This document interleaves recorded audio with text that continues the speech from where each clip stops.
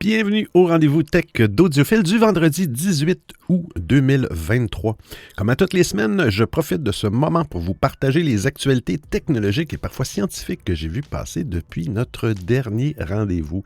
Y en a-tu des actualités technologiques? C'est fou, hein? J'espère que vous avez passé une belle semaine. Hein? Techno et une belle semaine humaine, hein? On va dire ça comme ça. Des fois, je me dis, mon Dieu, il y a trop de technologie, il y a trop de choses qui se passent, de réseaux sociaux. Il me semble qu'il y a des choses plus importantes que ça. Mais bon, c'est pas moi qui fais l'actualité, hein? Moi, j'essaie de faire mon possible pour vous rendre ça agréable. Hein? Si vous n'avez pas le temps de naviguer à travers tout ça, ben moi, je peux même vous faire de l'ASMR entre vos deux oreilles. Vous parler de la technologie cette semaine. Bon, OK. On va arrêter là parce qu'il y a des gens qui n'aiment pas l'ASMR. Et puis, ça commence à déraper un petit peu. Alors, on commence ça tout de suite avec la première actualité. Bon épisode!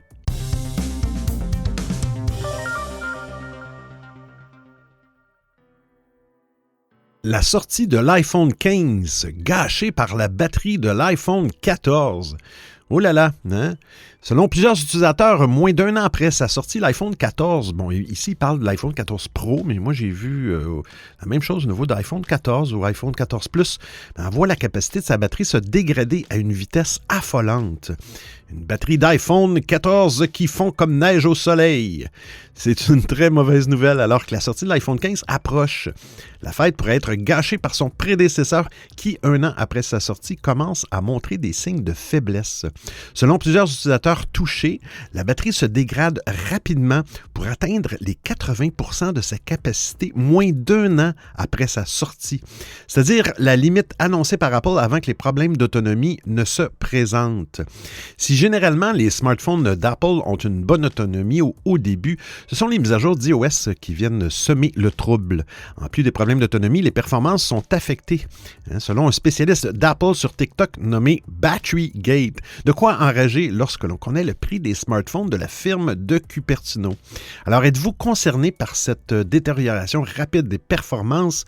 Eh bien, voici comment le vérifier, puis je vais faire le test en même temps sur un vieux iPhone XR que je possède depuis à peu près 10 ans. Alors, pour vérifier l'état de la batterie, vous allez dans Réglages et ensuite, vous naviguez jusqu'à la partie batterie, l'option batterie. OK? Et ensuite, vous avez une option état et charge de la batterie. Vous allez cliquer là-dessus et vous allez avoir un champ capacité maximale. Voici, il est à 86%. Téléphone après 6 ans d'utilisation. Il s'agit d'une mesure de la capacité de la batterie par rapport à sa capacité d'origine. Une moindre capacité peut réduire la durée d'utilisation entre chaque recharge. Mais sachez qu'Apple remplace gratuitement la batterie de votre iPhone si vous avez souscrit à Apple Care Plus. Sinon, il faut payer les frais de service.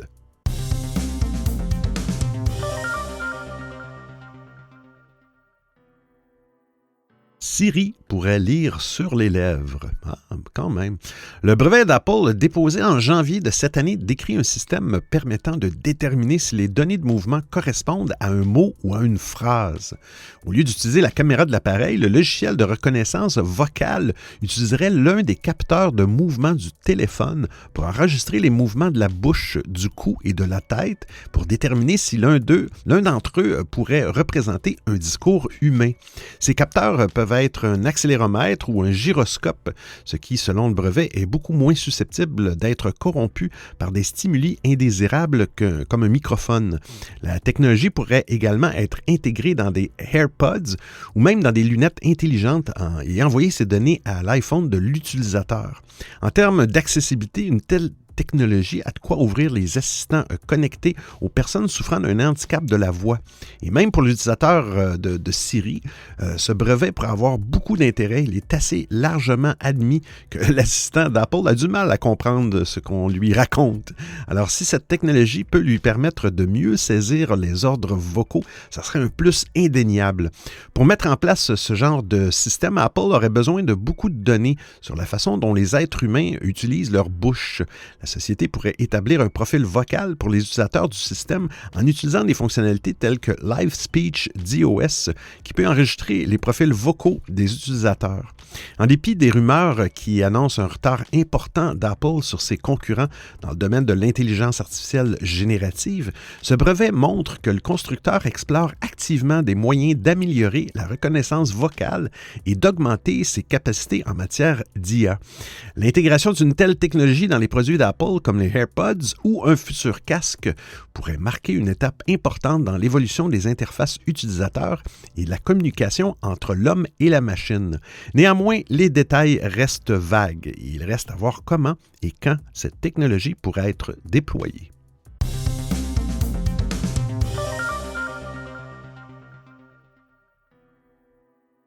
Gmail propose un traducteur intégré sur Android et iOS. Cela fait des années que Google propose Translate, qui vous permet de traduire n'importe quel contenu en plus de 100 langues. Ainsi, si vous receviez un courriel dans une autre langue sur Gmail, vous avez déjà la possibilité de copier le texte et de coller celui-ci sur Google Translate.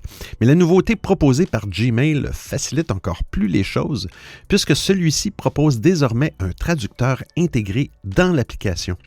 Et je cite, « À partir d'aujourd'hui, nous sommes ravis d'annoncer une intégration de la traduction native dans l'application mobile Gmail qui vous permettra de communiquer de manière transparente dans un large éventail de langues, a annoncé Google mardi.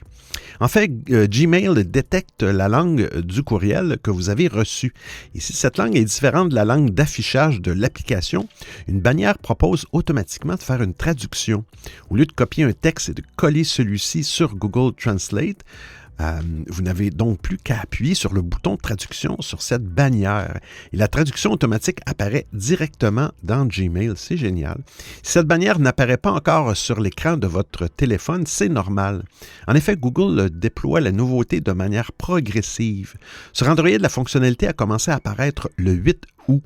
Et le déploiement peut prendre 2 semaines. Sur iOS, Google va commencer à déployer cette nouveauté le 21 août. Alors que Gmail propose déjà de nombreuses fonctionnalités pratiques, que ce soit sur Android ou iPhone, cette fonctionnalité devrait rendre ses utilisateurs encore plus accros. Sinon, il était rappelé que Google prépare aussi une série de nouveautés basées sur l'intelligence artificielle générative pour ses applications, dont Gmail. Parmi ces fonctionnalités, il y a Help Me Write, aide-moi à écrire pour Gmail, qui vous permet de demander à l'IA de composer un brouillon de courriel pour vous.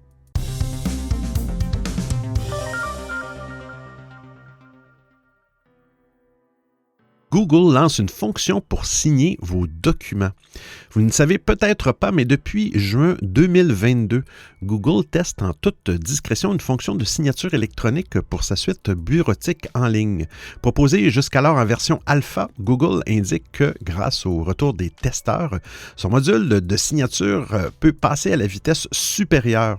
Il va être officiellement introduit en version bêta ouverte pour les abonnés individuels à Google Workspace.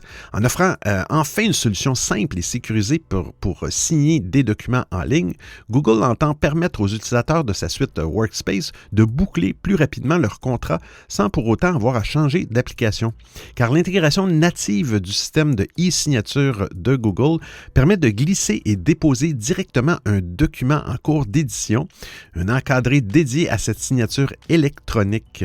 Surtout, le système doit profiter des mêmes protections que Google utilise pour protéger vos informations privées. Ainsi, le module de e-signature peut être utilisé dans les documents pour ajouter des champs de signature et de date, mais aussi de demander rapidement une signature et suivre l'état des signatures en attente. La fonction peut par ailleurs être utile pour signer un contrat officiel directement depuis Google Drive sans avoir à changer d'application ou à passer sur un autre onglet. Enfin, le module doit permettre de créer des copies d'un même document, permettant ainsi de réaliser simultanément plusieurs demandes de signature en utilisant le même modèle. Google n'entend pas en rester là et annonce par ailleurs l'arrivée dans le courant de l'année de nouvelles fonctionnalités tirant parti de son module de signature électronique. Il sera par exemple possible de demander des signatures à plus d'un utilisateur ou encore de demander une signature à un tiers, même si celui-ci n'est pas un utilisateur de Gmail. Enfin, la firme de Mountain View compte pouvoir proposer la possibilité d'initier une signature électronique directement sur les fichiers au format PDF stockés sur Google Drive. Le déploiement de cette fonction de e-signature qui vient tout juste de débuter pour les abonnés de Workspace s'étalera progressivement pendant une quinzaine de jours. Les autres clients Workspace éligibles pourront quant à eux envoyer leur demande pour accéder à la version bêta du module, Google s'engageant à les accepter au cours des prochaines semaines.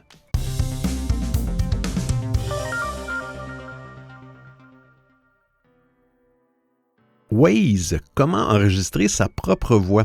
Contrairement à Google Maps, qui n'offre que 2 options de voix pour se faire guider, masculine ou féminine, eh bien Waze offre tout un tas de packs audio.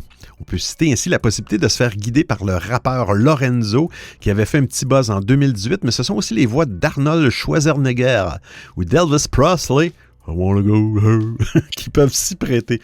I turn left and turn right. Bien évidemment, ces packs audio ne s'enregistrent pas tout seuls. Logiquement, Waze offre la possibilité d'enregistrer sa voix afin d'entendre ses propres instructions vocales en conduisant. Ça va être malaisant quand même. Terminez les voix robotiques ennuyeuses. Vous pouvez vous en donner à cœur joie pour rendre la route un peu plus drôle. La marche à suivre est très simple et peut être effectuée directement depuis l'application. Bien évidemment, il faudra d'abord installer l'application Waze sur votre téléphone pour modifier les instructions vocales et les remplacer par les vôtres.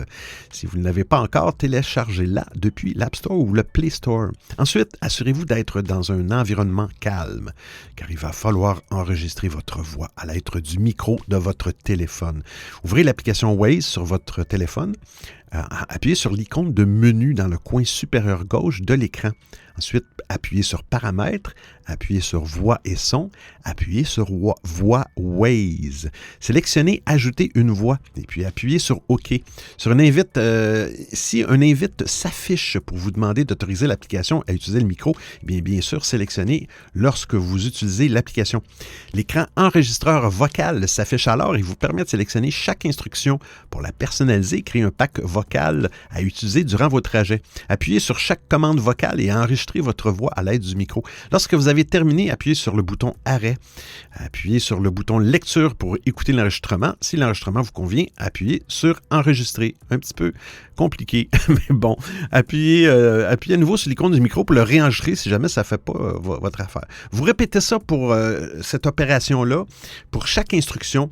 Et dans le menu enregistreur de voix, vous verrez alors les phrases enregistrées que vous pourrez réécouter et supprimer.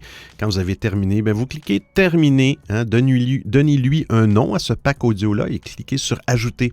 Avant de fermer l'écran, appuyez sur le cercle situé à côté du nom du pack vocal nouvellement créé pour le définir comme la voix par défaut à utiliser pour les itinéraires. Notez que si vous n'avez pas enregistré votre voix pour certaines instructions, ce sera la voix par défaut qui sera utilisée pour celle-ci. Cependant, gardez à l'esprit que même s'il est amusant de créer un nouveau pack vocal avec votre voix, les indications des voix par défaut sont davantage fonctionnelles. Celles-ci peuvent prononcer artificiellement les noms de rues, tout comme Google Maps.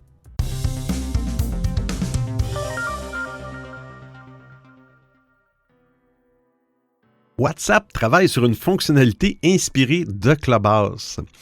Avec une concurrence qui est très féroce, le service de messagerie de Meta n'a pas le droit à l'erreur. Il doit rester aux aguets et continuer à s'améliorer continuellement afin de ne pas faire distancer par ses adversaires. WhatsApp n'hésite plus désormais à emprunter de ses nouvelles idées à ses rivaux. Tout le monde le fait de toute façon. Après avoir repris à son compte plusieurs fonctionnalités déjà disponibles chez Telegram, l'application a récemment dévoilé une option qui ressemble à s'y méprendre au principe de partage vidéo sur Snapchat. Désormais, c'est Clubhouse qui a donné des idées d'innovation aux ingénieurs de WhatsApp. Selon WA Beta Info, il est désormais possible de lancer des chats vocaux dans les groupes WhatsApp sans avoir besoin de lancer un appel de groupe.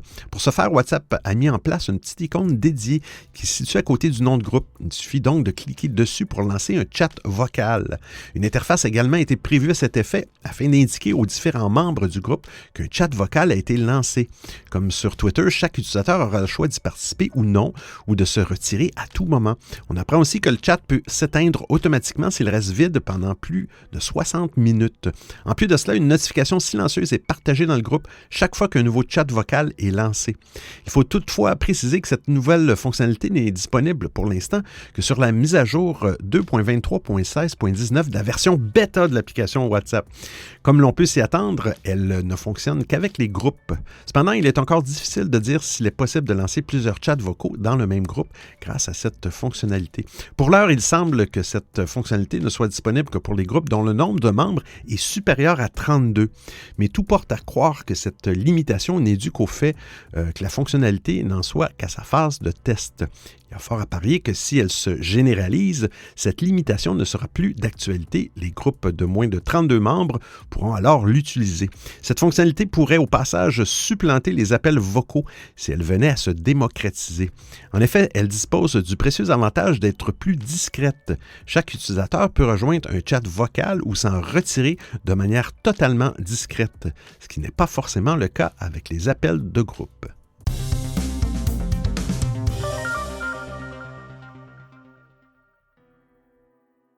WhatsApp lance la fonctionnalité pour organiser vos vacances. Il va prendre tous les rendez-vous, il va booker tous les hôtels. Non, c'est une blague.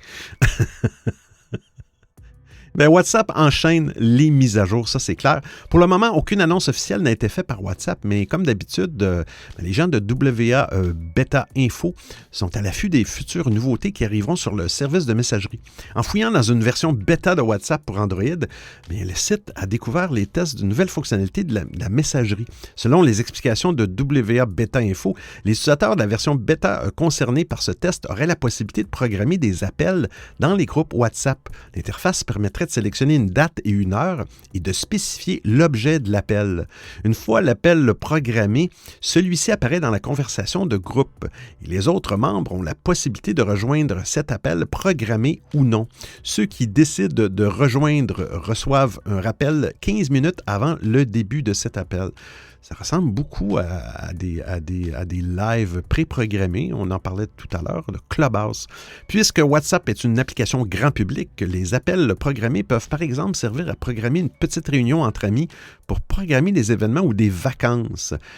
Mais WhatsApp est aussi de plus en plus utilisé dans le milieu professionnel. Le fait qu'il permet maintenant de programmer des appels le rapproche encore plus de l'expérience Zoom pour les réunions entre collègues. De plus, grâce à la fonction de partage d'écran récemment lancée, WhatsApp permet aussi de faire des présentations ou discuter de documents lors des appels vidéo entre collègues. Et rappelons que WhatsApp propose également la fonctionnalité Communauté qui permet d'organiser les discussions de façon Slack ou Discord.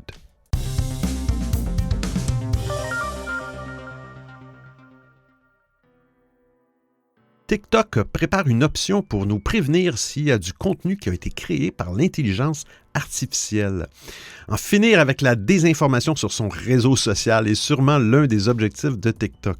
Avec cette option prochainement disponible, le réseau social chinois va en effet bientôt permettre aux utilisateurs de spécifier que le contenu qu'ils proposent a été généré avec de l'intelligence artificielle.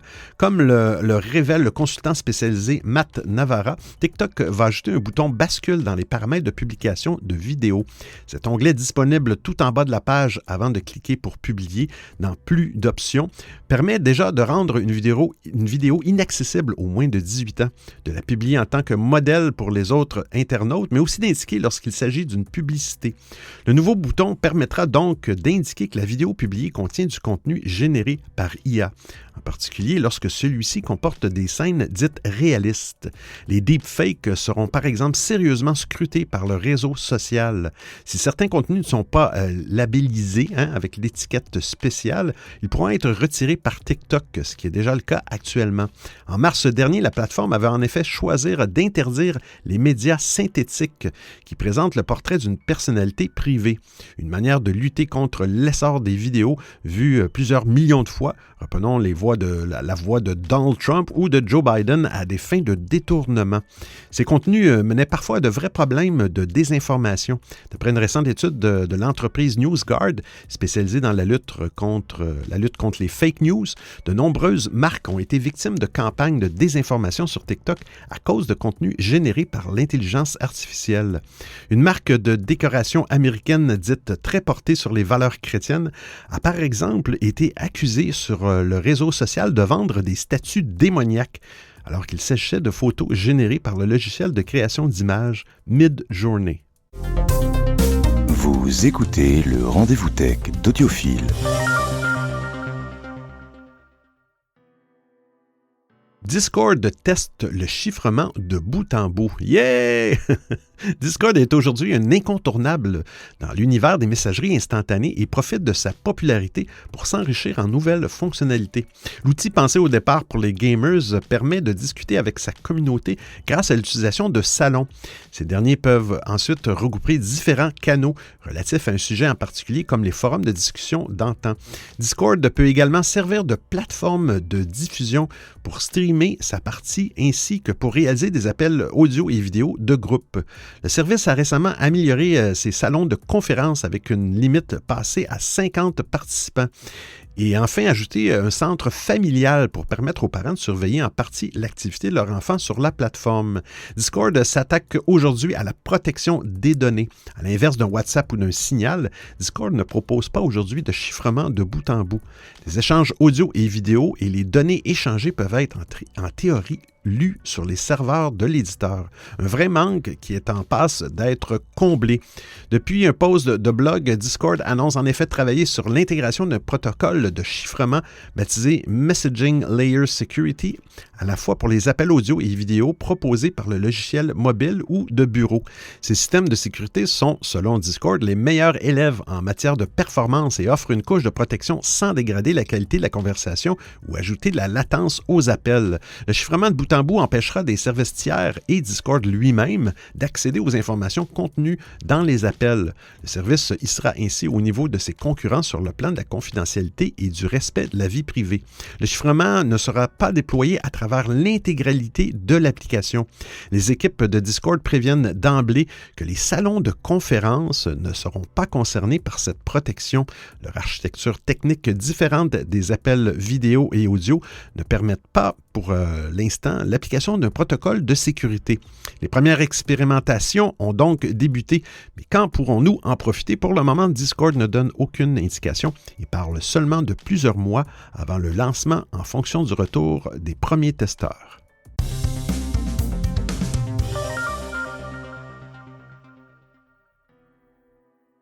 La prochaine fonctionnalité de X s'inspire de FaceTime.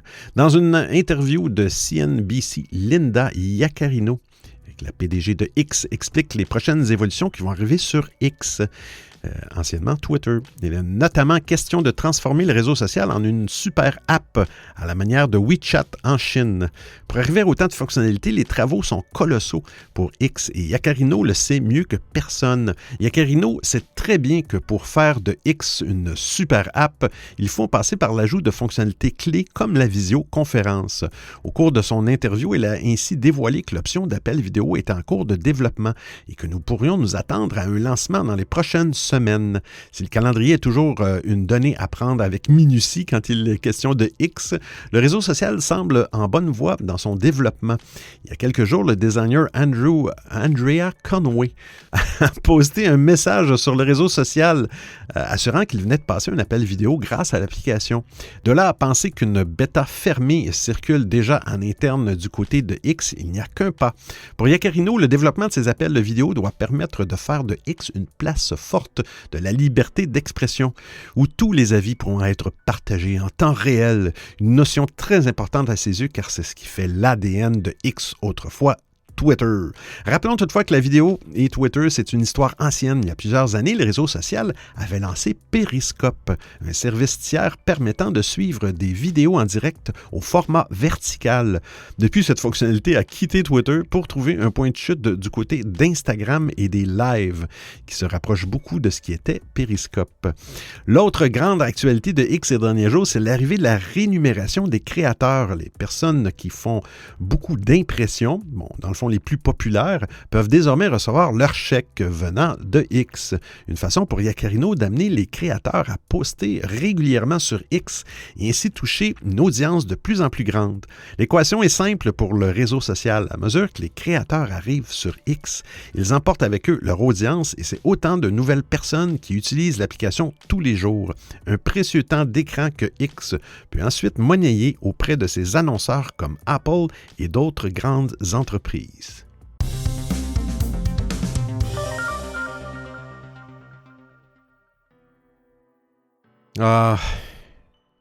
Moment de silence pour cette nouvelle, ça c'est triste. L'application TweetDeck devient payante. Et oui, l'application TweetDeck est devenue payante mardi soir. Les utilisateurs de la plateforme X, anciennement Twitter, étant redirigés vers une offre d'abonnement quand ils tentent d'y accéder. X avait annoncé en juillet qu'il réserverait à ses comptes vérifiés cette application qui permet de suivre par colonne sur un onglet Internet l'activité des comptes que l'on suit. Ses messages privés, ses listes de comptes, les publications, les tweets contenant certains mots-clés. Cette application est prisée de tous ceux qui font de la veille sur Twitter pour sa simplicité d'utilisation. Créée par des développeurs indépendants de Twitter, elle avait été rachetée par le groupe américain en 2011 pour un montant alors estimé par la presse spécialisée à plus de 40 millions de dollars. Pour y avoir droit, il faut à présent être abonné à X Pro, qui permet par ailleurs d'arborer la fameuse coche bleue. Au Canada, ce service est offert à 10 $ par mois ou 105 $ par année. X a été racheté par le milliardaire M. Musk en octobre. Et puis, il a multiplié les initiatives pour doper sa rentabilité, en commençant par réduire drastiquement les effectifs, puis en cherchant des moyens d'inciter ses utilisateurs à payer. L'ampleur de ces pertes face à la désaffection des annonceurs publicitaires fait l'objet de spéculations depuis que l'entreprise est sortie de la cote à la bourse de New York. Nous sommes assez proches de l'équilibre, affirme le 10 août sur sa chaîne américaine CNBC sa directrice générale Linda Yacarino.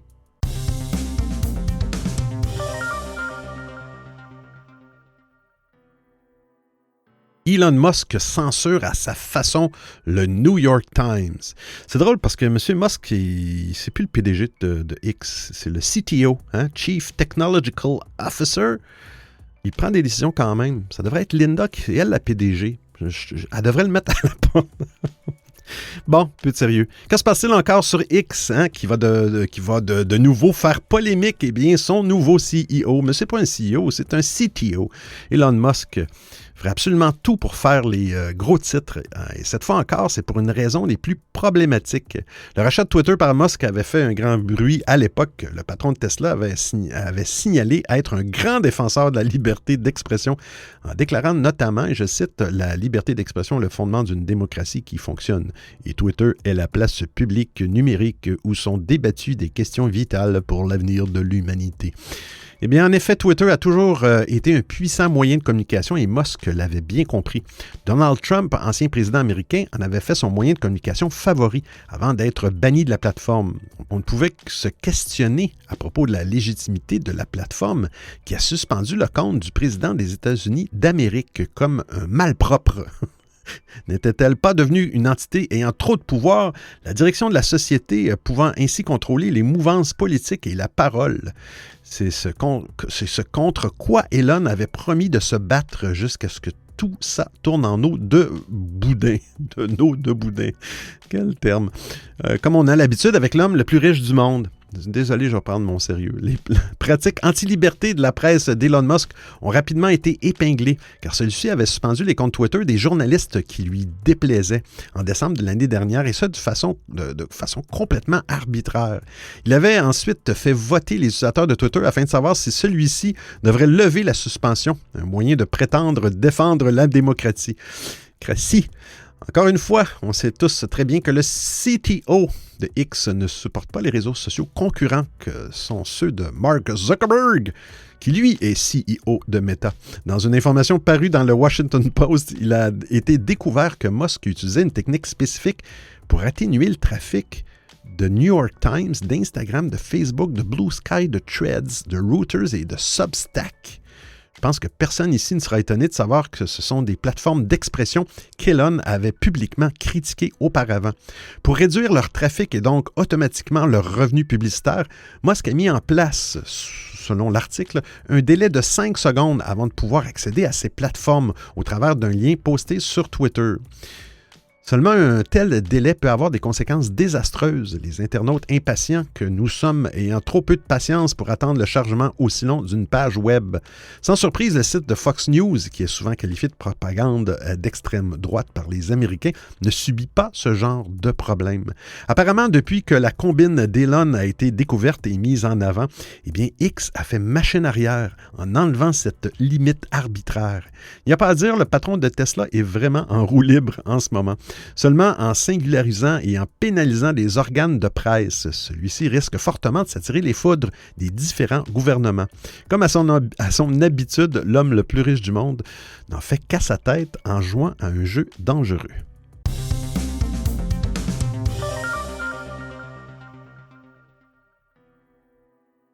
Le cloud gaming débarque sur Netflix. On en a parlé la semaine passée, je crois. Cela fait un moment que Netflix s'intéresse aux jeux vidéo. Les abonnés de la plateforme ont déjà accès à un catalogue de jeux vidéo mobiles sans payer de frais supplémentaires. Mais le mobile gaming n'est qu'une première étape pour Netflix. Et aujourd'hui, celui-ci commence à tester son futur service de cloud gaming. Pour rappel, le cloud gaming permet de jouer à des jeux normalement destinés aux consoles ou aux PC de gamers sur n'importe quel support. Ça peut être une télévision, un PC avec des caractéristiques modestes, un téléphone intelligent, grâce au streaming. En résumé, les jeux sont exécutés sur des serveurs, puis diffusés en streaming sur l'appareil du joueur. C'est cette expérience que Netflix veut proposer à ses abonnés. Dans un billet de blog, Netflix annonce le début de test de sa technologie de cloud gaming. Pour le moment, il s'agit d'une bêta qui est limitée au Canada et au Royaume-Uni. Les testeurs pourront accéder au jeu sur une sélection de modèles de Smart TV. Plus tard, ils pourront aussi accéder à cette expérience sur PC via un navigateur et sur mobile. Sur PC, les joueurs pourront utiliser leur clavier et leur souris comme contrôleur. Incroyable! Pour les télévisions, Netflix a déjà développé une application qui permet de transformer votre téléphone en contrôleur grâce à des boutons virtuels sur l'écran. L'objectif de Netflix est de proposer des jeux vidéo à tous ses utilisateurs, peu importe le support. Et je cite, « En rendant les jeux disponibles sur plus d'appareils, nous espérons rendre les jeux encore plus faciles à jouer pour nos membres du monde entier. Bien que nous n'en soyons qu'au tout début de notre aventure dans les jeux, nous sommes ravis d'apporter de la joie aux membres avec des jeux. Nous sommes impatients d'entendre les commentaires de nos bêta-testeurs et d'en partager davantage au fur et à mesure que nous poursuivons notre chemin », explique Mike Verdieu, le vice-président responsable du gaming chez Netflix. Pour le moment, on ne sait pas quand le service de cloud gaming de Netflix sera lancé officiellement. Mais pour le moment, il est encore dans une phase de test qui lui permettra de recueillir des retours des joueurs sur sa technologie afin d'améliorer celle-ci. D'ailleurs, pour le moment, le catalogue de cloud gaming de Netflix n'inclut que 2 titres. Oxenfree The Night School Studio, un studio de jeux Netflix, et Morrowind Mining Adventure, un jeu d'arcade d'extraction de pierres précieuses. On est donc encore loin de ce que Microsoft, l'un des principaux acteurs du cloud gaming, propose à ses joueurs sur son catalogue.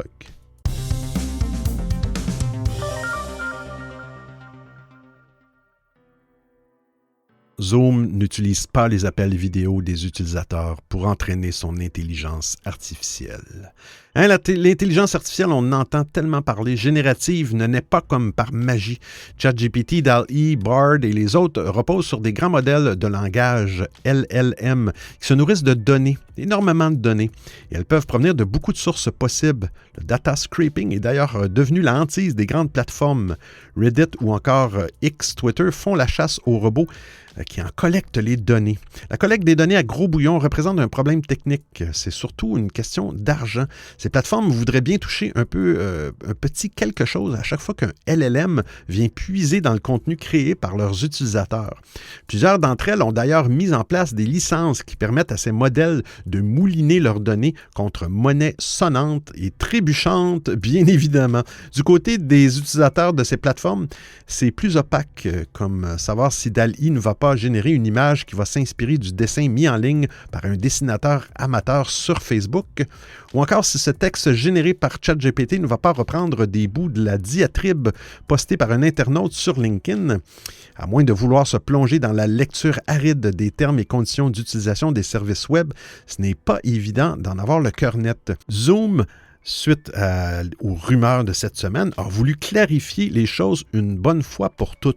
L'entreprise explique que les données générées par les utilisateurs du service de vidéoconférence ne serviront pas à entraîner des modèles d'intelligence artificielle, ni pour Zoom, ni pour des tiers. Cela concerne l'audio, la vidéo, les discussions texte, le partage d'écran, les pièces jointes, les résultats de sondage, les tableaux blancs et les réactions. Tout cela a été mis clair, en gras dans les conditions générales, mais ils ne sont pas encore en français. Cela n'empêche pas Zoom de proposer des fonctions liées à l'intelligence artificielle générative, comme les résumés de réunions à l'aide de la composition de texte dans le chat, mais elles nécessitent l'accord de l'utilisateur avant leur activation.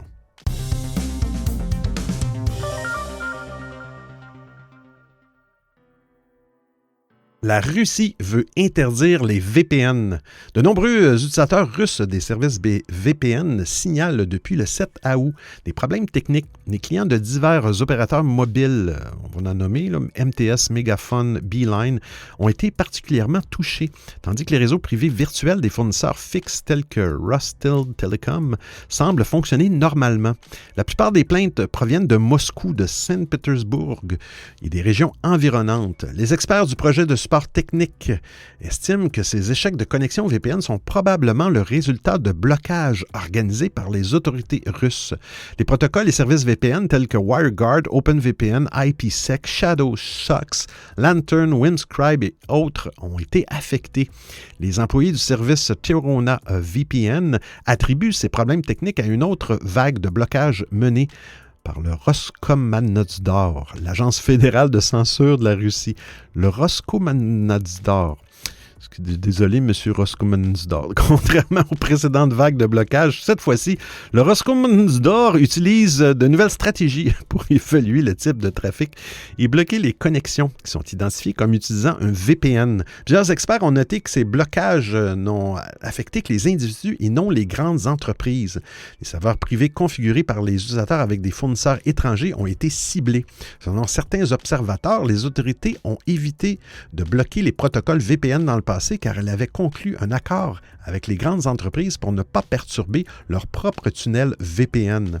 Les blocages actuels font partie d'un effort accru des autorités russes pour contrôler Internet, en particulier pour bloquer les VPN qui permettent aux Russes de contourner la censure en ligne. Les experts sont convaincus que la Russie se dirige vers un modèle d'Internet similaire à celui de la Chine, presque entièrement autonome par rapport au réseau mondial. C'est une nouvelle guerre qui s'ouvre sur le front des VPN entre le Roskomnadzor et les fournisseurs de ce type de service, mais aussi la communauté IT russe, qui commence à réaliser le besoin de nouveaux outils pour contrer ces mesures de censure. Certains travaillent d'ailleurs déjà sur des moyens de camoufler les VPN afin qu'ils ressemblent à du trafic normal du point de vue de l'analyse de données du Roskomnadzor. Alors, j'espère que vous appréciez le format et le contenu de l'émission. Si vous avez des suggestions d'actualité, des commentaires, vous voulez m'envoyer un message audio ou simplement me payer un café, eh bien, c'est très simple. Vous trouverez tous les liens sur www.audiophile.com. Il y a même une section nommée Docu, le rendez-vous tech d'Audiophile intégral avec l'ensemble des références web ou liens URL. Et je vous remercie de m'avoir prêté vos oreilles pendant l'écoute de cet épisode. Et c'est terminé pour aujourd'hui. Là, vous allez vous dire, mais voyons, il n'est pas sérieux aujourd'hui, il n'arrête pas de rire. Hein. Je vais faire une petite mise en garde. Mes fous rires ne regardent que moi. Non, je veux dire... Non, mais ce que je veux dire, c'est que je ris pas vraiment des personnes. Quand j'ai de la misère à prononcer un nom, je m'excuse, mais ça, Zuckerberg, je trouve ça drôle. Ça met un petit peu de... Il faut bien que je rajoute un peu mon grain de sel. Des fois, je ris de l'actualité parce que des fois, faut pas se le cacher, il y a des actualités qui sont un petit peu pathétiques. Hein? Mais bon, c'est pas moi qui les invente. Hein? Mais fait que sur ça, ben c'est clair que je vous laisse sur une bonne humeur hein, pour qu'on se retrouve la semaine prochaine pour un autre épisode du Rendez-vous Tech d'Audiophile. Hey, d'ici là, portez-vous bien. Ciao, ciao tout le monde!